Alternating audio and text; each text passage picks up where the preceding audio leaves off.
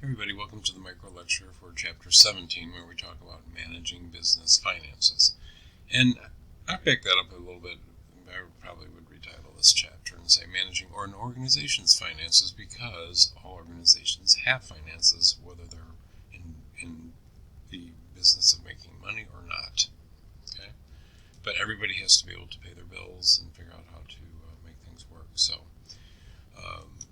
The learning objectives for this chapter is explain the concept of time value of money and the principle of compounded growth, and discuss the characteristics of common stock, identify reasons for investing and the investment opportunities offered by mutual funds and exchange-traded funds, describe the role of securities markets, and identify the major stock exchanges and stock markets. Describe the risk-return relationship and discuss the use of diversification and asset allocation for investments to establish risk aversion. Describe the various ways that firms raise capital and identify the pros and cons of each method. Identify the reasons a company might make an initial public offering of its stock. Explain how stock value is determined, and discuss the significance of market capitalization. And then explain how security markets are regulated. Okay, so we're going to start with the most basic concept here, and that is the time value of money. And the time value of money is pretty simple. If I lend you $1, and you say, "Oh, no problem, I'll pay you back that dollar," and I say, "Okay, you pay it back to me by the end of the week. I'm going to charge you 10 cents a day, but I'm going to charge you 10% on the value of it." Okay, so per day. So at the end of day one, I take my dollar, and you haven't paid me back. So it's like, guess what? Now you owe me $1.10. Okay. The next day you still don't pay it back. I'm going to charge you 10%, not on the dollar, now on the $1.10. Okay, and I guess that's whatever it is. So I'm just going to keep adding 10% onto the new balance as we move it forward. Okay, so that's what we talk about when we're talking about compounding. So when you borrow money, it means you're going to pay significantly more than what you actually borrowed back to the lender, for the same idea going on. And if you lend somebody money or you make deposits with somebody, they're going to pay you again a percentage based on your balance, and they're going to keep adding that in there. Okay, so that's the time value of money. So over time, that's how it looks. So put it into it like in a chart. Let's say you have make an initial investment of $10,000, and in year one, and these are the three different interest rates that you could earn from each one of these investments at the end of year one. They're right on top of each other. You say, like, well, what's the big deal? No big deal, right? So if I look at it 10 years down the road, a little bit more, the one that's getting a higher interest rate is starting to show more value, okay? But after 20 years, it really starts to see it, and after 30 years, it's significantly more, okay? So that $10,000, the difference between investing it at 10% or 7% is, this thing's just like shy of $180,000, and the one at 7% is now, the value of it is about $70,000. Quite a significant amount more, and that just shows simply the compounded or the time value of money. Okay, I think that's an important concept to keep in mind. It works both ways, whether you're borrowing or lending money. It's the same concept, right? So we talk a lot about stocks. Stocks are basically pieces of equity or ownership of the company, and they're usually stated in terms of the number of shares that you own of it. So if I have a company and I've got 10 shares outstanding, and I own 8 of them, and I give you 2, you own 20% of the company, okay?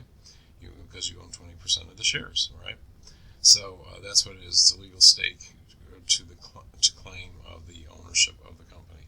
And if you're in a corporation, which typically these things would be, you're not really liable for anything. You're just that's what you have as a stake in the ownership of the company. Okay. Now, this is a huge thing. It's a whole world of investing in stocks, and buying and selling stocks. Companies offer them to raise money to do different things. Let's say I take my company, I need to open a new facility. Guess what? I'm going to have to borrow money to do that. A bank may not lend me the money, so I might have to sell some of the ownership of my ownership of the company to somebody else who will now own an equity stake in it. They'll invest money into it by buying those shares from me, and that money goes into the building our new facility. Okay, from an investor standpoint, it's a way for you to invest in a company, and over time, if the company grows, so does the value of your stake in it, and that's how you make money on the stock market. Okay, all right. So typically, stocks are publicly traded, and they are bought and sold through something called exchanges. And you've heard about these exchanges before. One of them is the New York Stock Exchange, the biggest one by far, as you can see. NASDAQ is that's an acronym for something, and I'm going to forget what it is. But it's basically was born out of doing electronic trading many years ago. It's not something that just happened. And then there's also regional ones that are done, which are kind of interesting because people look at the Japan, the Tokyo Exchange and Hong Kong Exchange, those types of things, and they'd say, okay, how are stocks doing when they open, which is well before we're trading. So they kind of use it as sort of a bellwether what might be coming out that particular day. So those are what the stock exchanges are. I know you've heard of them before, but that's their purpose in life is to accommodate all those transactions, the buying and selling of stock. Okay. Now, if you were an investor and you've invested money over time, it's basically been a pretty good market. Now, as you can see, and this is basically showing the value of the different markets. Okay, and they're generally always going up. Now, you see some parts where they go down. So a bull market is when it's going up. A bear market is when it's going down. These are the different stock exchange or stock indexes that are out there. But don't that's not really so much important. It's just that you can see that these things go up and down, up and down.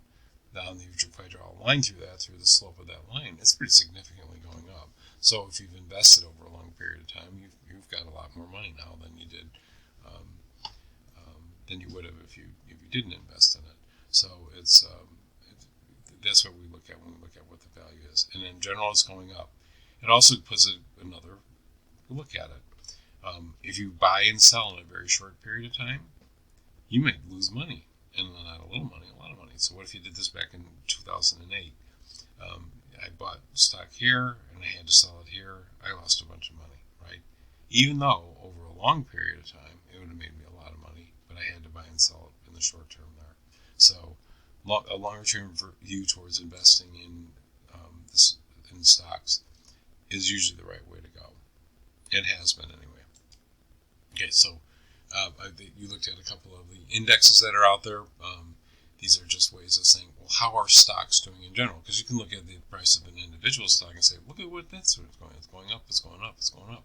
But the stock market, most of the other stocks are going down. And you're saying like, well, that one's doing even better, right? Because it continues to go up while the rest of the other stocks go down.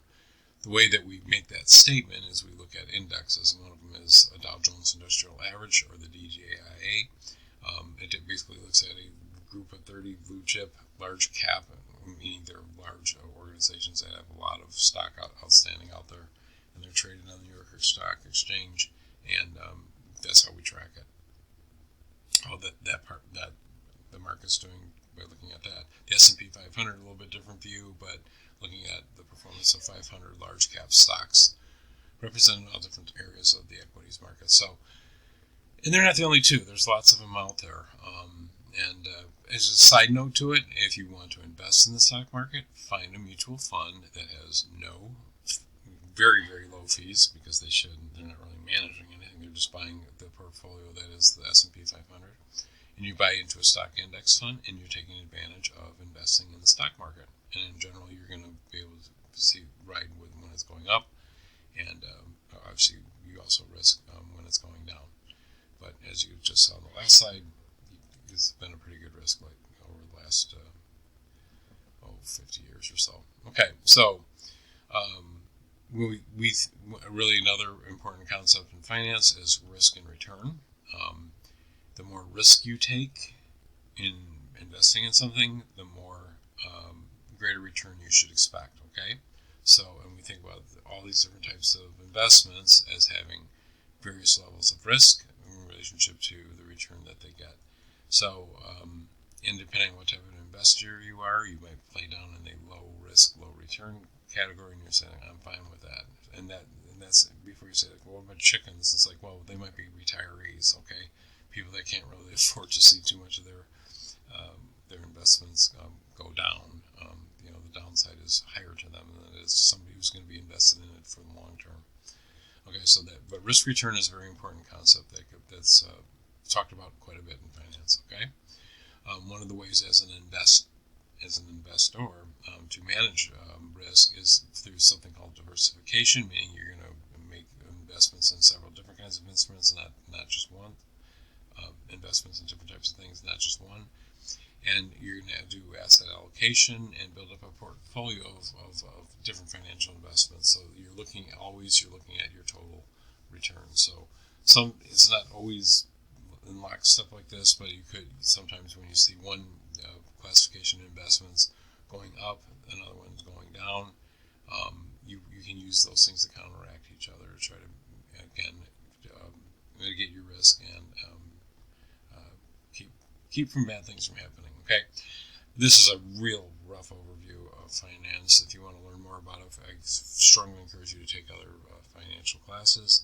I happen to teach one at Oakton, but there's lots of them, and if you actually get a degree in finance, you're going to be taking lots of different types of classes in it, and they are quite a bit more involved than what we're kind of scratching the surface on in this particular chapter. But if you have any questions, don't hesitate to reach out and ask.